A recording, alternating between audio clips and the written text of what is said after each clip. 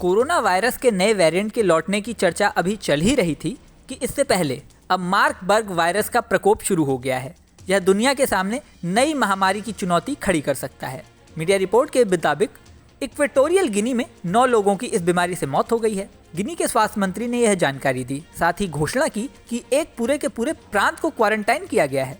गिनी की सरकार ने पिछले हफ्ते घोषणा की थी कि अफ्रीका के मध्य पश्चिमी तट पर गैबान और कैमरून की सीमाओं के पास घने जंगलों में खूनी बुखार से संदिग्ध मामलों की जांच की जा रही है। इसके बाद कहा कि केवल 3 लोगों में हल्के लक्षण दिखाई दिए थे। विशेषज्ञों के मुताबिक मार्बर्ग वायरस इबोला की तरह ही खतरनाक बुखार की वजह बनता है। गिनी के स्वास्थ्य मंत्री मितोहो ओंडो ने एक संवाददाता सम्मेलन में ये कहा कि 9 मौतें 7 जनवरी से 7 फरवरी के बीच हुई हैं। उन्होंने यह भी बताया कि 10 फरवरी को अस्पताल में एक संदिग्ध मौत हुई, लेकिन उसका परीक्षण किया जाना बाकी है। विश्व स्वास्थ्य संगठन यानी WHO ने एक बयान में कहा कि 9 मौतों के अलावा की एंटेम के 16 अन्य लोगों में बुखार और खूनी उल्टी के लक्षण दिखाई दिए हैं।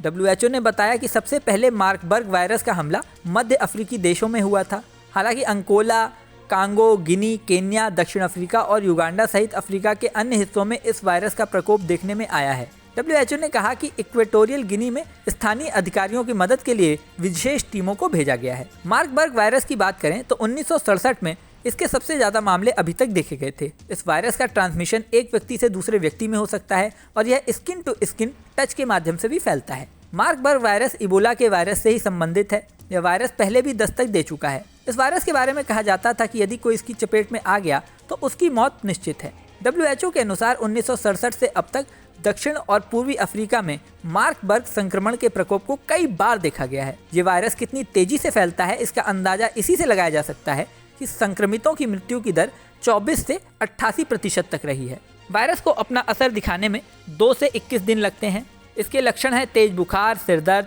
मांसपेशियों में दर्द, उल्टी और दस्त। ये लक्षण टाइफाइड और मलेरिया जैसे ही होते हैं, इसलिए लोग शुरू में इसे हल्के में समझने की भूल कर बैठते हैं और शुरुआती इलाज नहीं करते। बाद में यही वायरस शरीर को पूरी तरह जकड़ लेता है, फिर इससे छुटकारा पाना काफ़ी मुश्किल हो जाता है। अब ये बीमारी कहाँ तक फैलती है और इससे कैसे निपटा जाता है, इस पर सबकी नज़र है।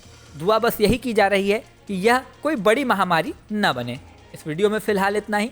जल्दी नया वीडियो लेकर आपके सामने फिर आएंगे, लेकिन जाने से पहले सबसे ज़रूरी बात, हमारे चैनल न्यूज़ नेशन को अगर आपने सब्सक्राइब नहीं किया है तो सब्सक्राइब कर लें। इसी के साथ स्क्रीन पर दिख रहा बेल आइकन प्रेस कर दें, जिससे हमारे नए नए वीडियोस की नोटिफिकेशन आपको मिलती रहे। मिलते हैं नेक्स्ट वीडियो में, बने रहिए न्यूज़ नेशन के साथ।